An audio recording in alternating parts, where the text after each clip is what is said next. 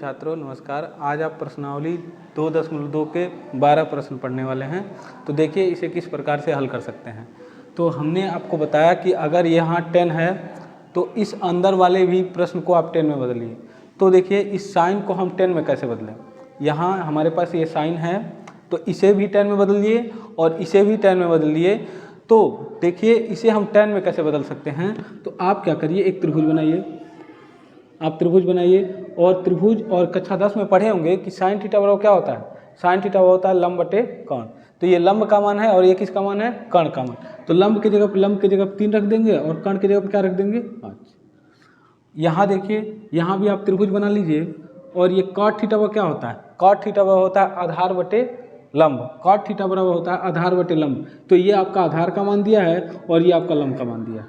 अब आपको क्या करना है, पाइथागोरस का प्रयोग करके यहाँ आप आधार निकाल लीजिए और यहाँ पाइथागोरस का प्रयोग करके यहाँ आप कर्ण निकाल लीजिए।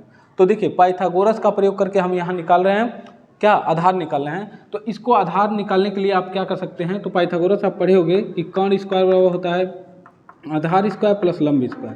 तो देखिए यहाँ कर्ण का मान दे दिया तो 5 का स्क्वायर, आधार का मान नहीं दिया हुआ है और लंब का मान दे दिया 3 का स्क्वायर।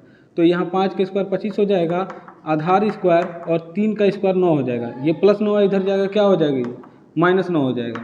तो यहाँ पर ये घट गया, कितना हो जाएगा 16। तो यहाँ आधार का स्क्वायर 16 हो गया। तो आप यहाँ वर्ग हटा देंगे तो 4 हो गया। तो यहाँ पर हमारा आधार कितना निकल गया, 4। अब यहाँ आप कर्ण निकाल लीजिए, फिर यहाँ भी पाइथागोरस प्रयोग कर लीजिए। तो पाइथागोरस होता है कर्ण स्क्वायर आधार स्क्वायर और प्लस लंब स्क्वायर। तो देखिए कर्ण नहीं दिया है, छोड़ दीजिए। यहाँ पर आधार दिया है 3 का स्क्वायर और लंब दिया है 2 का स्क्वायर।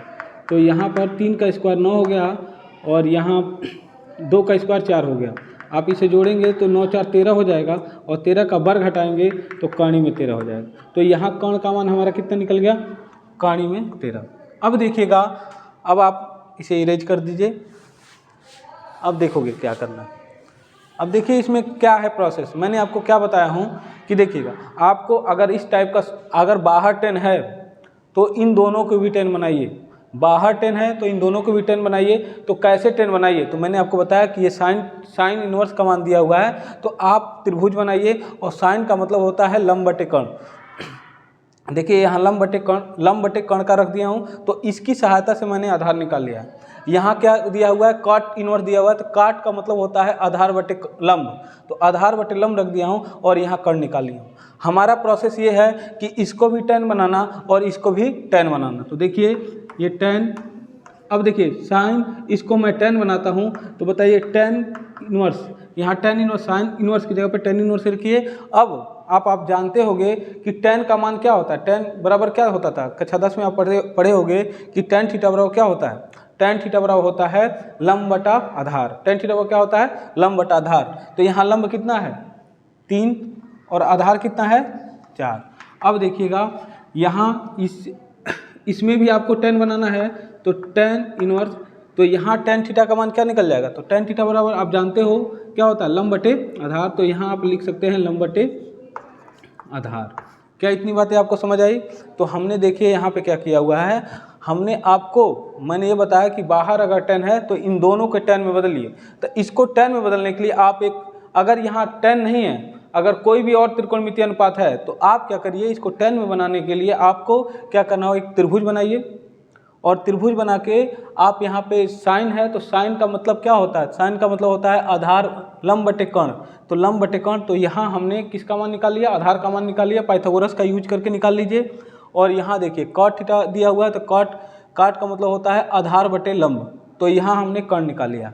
अब देखिएगा हम इसको, अब साइन इनवर्स को हम tan इनवर्स में बदल रहा हूँ। तो tan इनवर्स का मान क्या हो जाएगा, तो tan मतलब आप जानते ही हो, tan का मतलब होता है लंब बटे आधार। तो देखिए लंब बटे आधार कर दिया हूँ प्लस, और इस काट को भी 10 में बदल रहा हूँ। तो इसका मतलब होता है, यहाँ से अगर देखा जाए तो लंब बटे आधार होता है, लंब बटे आधार। तो हमने यहाँ देखिए दोनों को 10 में बदल दिया। अब ये एक फार्मूला होता है जो फार्मूला अब निकल चुका हुआ है।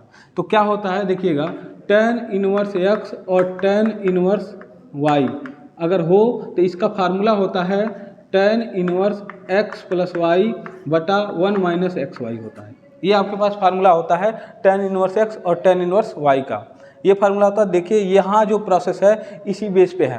तो देखिए यहाँ x के जगह पे 3/4 दिया है और यहाँ y के जगह पे 2/3 दिया हुआ है। तो हम क्या करते हैं, अब इसको इस फार्मूले के हिसाब से रखते हैं। तो tan, और यहाँ देखिएगा अब इसका ये फार्मूला हम रखते हैं, तो tan इनवर्स, अब यक्स के जगह पे क्या रख देंगे, तो यक्स के जगह पे है 3/4 प्लस आधार के जगह पे दूसरा tan y की जगह पे क्या है, तो tan y की जगह पे है 2/3, फिर बटा 1 माइनस, अब यहाँ यक्स और y का गुणा होता है, मतलब इन दोनों का आपस में गुणा करके लिखा जाता है। तो 3/4 गुणे और यहाँ हो जाएगा 2/3।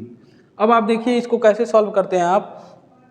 तो इसको सॉल्व करने के लिए आप देखिए क्या करेंगे, tan इनवर्स, अब देखिएगा इसका सॉल्व करने के लिए इसका इसमें गुणा कर दीजिए, 3 3 9 हो जाएगा, इसका इसमें गुणा कर दीजिए, 2 चौको 8 और नीचे का नीचे गुणा कर दीजिए, 4 3 12 हो गया।